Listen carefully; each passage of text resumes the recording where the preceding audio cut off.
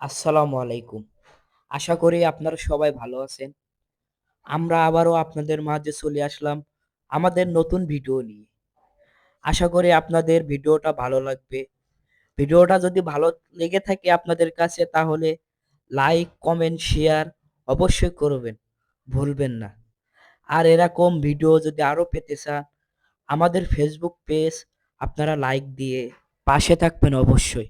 আমরা চলে আসলাম পুরান ঢাকা নাজিরা বাজার। হয়তো আপনারা এখানে লেখা আছে বিউটি লাচ্ছি অ্যান্ড ফালুদা। এখানে আপনার গরুর কাচ্চিও পাওয়া যায়।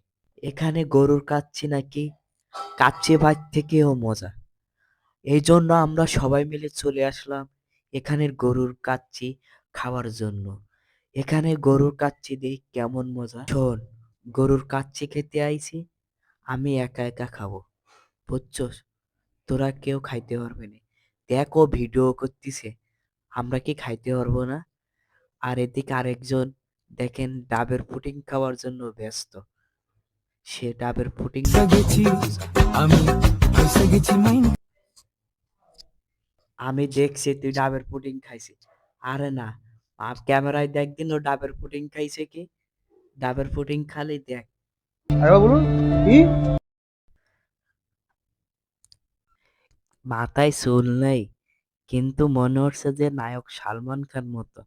শোন মামা, আমি যে সময় খাবো সে সময় আমার দিকে ক্যামেরা ধরবি না। এখন আমরা বাসা থেকে খাবার নিয়ে আইছি, এজন্য আমরা খাবার বাড়ি করতেছি। আর এখানের আপনার খাবার চলে এসেছে, আপনার গরুর কাচ্চি, সাথে রাইস আছে। আর আপনারা হয়তো ভাবতেছেন যে রূপচাঁদা মাছ, আসলে এটা আমাদের বাসা থেকে আমরা নিয়ে আইছি গরুর কাচ্চির সাথে রূপচাঁদা মাছ খাবো বলে।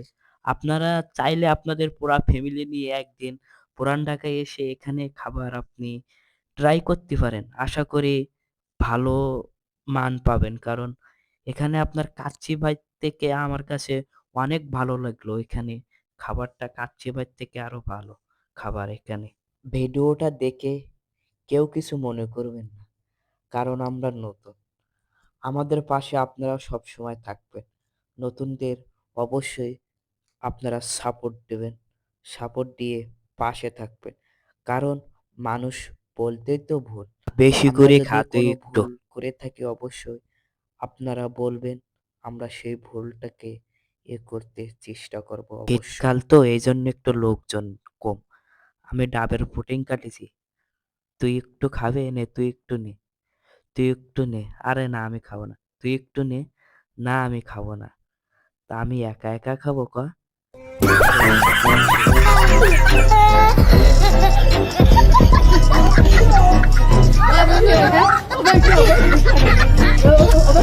আমার খাবার স্টাইল দেখে তোরা উঠে যাচ্ছস কেন? আসলে আমার খাবার স্টাইল দেখে আপনারা কিছু মনে করেন না। এখানে আইছে একটু কি ফাজলামি করার জন্য। এই জন্য আপনারা আবার কেউ কিছু মনে করেন না।